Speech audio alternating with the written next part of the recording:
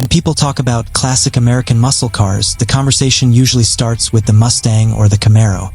But there's another car from that era that doesn't always get the same spotlight, despite being bigger, bolder, and in many ways more dramatic. The 1970 Dodge Challenger R/T wasn't the first pony car, and it wasn't the most refined. But what it did offer was something different. Presence. Real presence.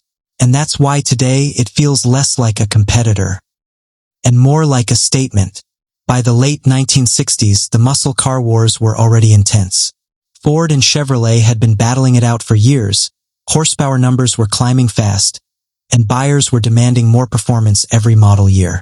At the same time, insurance companies were starting to raise eyebrows, and new safety and emissions regulations were clearly on the way. Dodge entered the pony car market late, but instead of copying what everyone else was doing, they went in their own direction. The Challenger debuted for 1970 on Chrysler's E-Body platform, shared with the Plymouth Barracuda, but Dodge made sure it felt more substantial. The wheelbase was longer, the body wider, and the overall stance more muscular. This wasn't a lightweight, tossable car. It was a full-size muscle coupe that leaned into its weight and turned it into character. The R/T badge, short for road/track, signaled performance, but also hinted that this was a car meant to be driven hard and driven far. Visually, the 1970 Challenger remains one of the best-looking muscle cars ever built.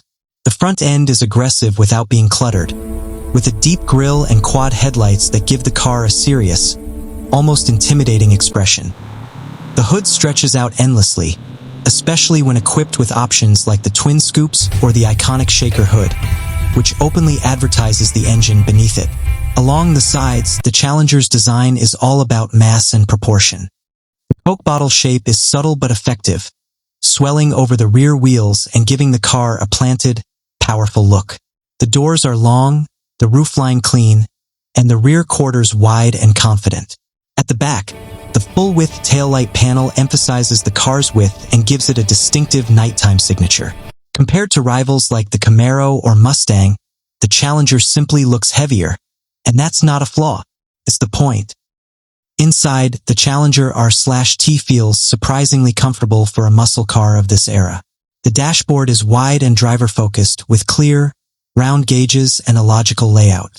Materials are typical for 1970 vinyl, plastic, chrome, but everything feels solid and purposeful.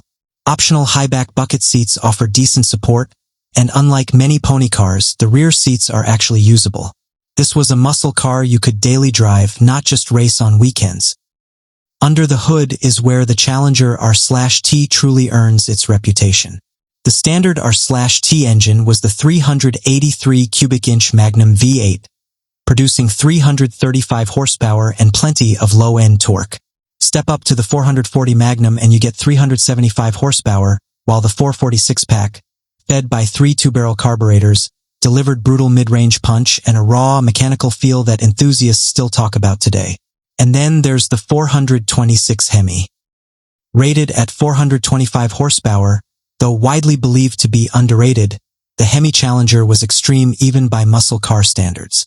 It wasn't cheap, it wasn't subtle, and it wasn't easy to live with, but it was unforgettable.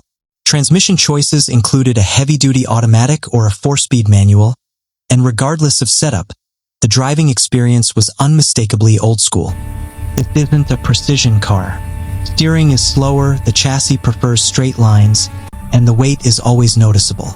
But put your foot down, feel the torque surge, and hear that V8 roar, and suddenly everything makes sense. The Challenger R/T doesn't beg to be driven hard, it expects it. Today, the 1970 Challenger R/T is highly respected, and the market reflects that. Clean examples are expensive, and Hemi cars sit in a league of their own. As a modern buy, it's not practical, it's not efficient, and it's not cheap to maintain. But if you value character, sound, design, and historical importance, it delivers something modern cars simply can't. The 1970 Dodge Challenger R/T represents the final, confident breath of the muscle car era before everything changed. It's bold, unapologetic, and deeply emotional. And that's exactly why, decades later, it still feels special.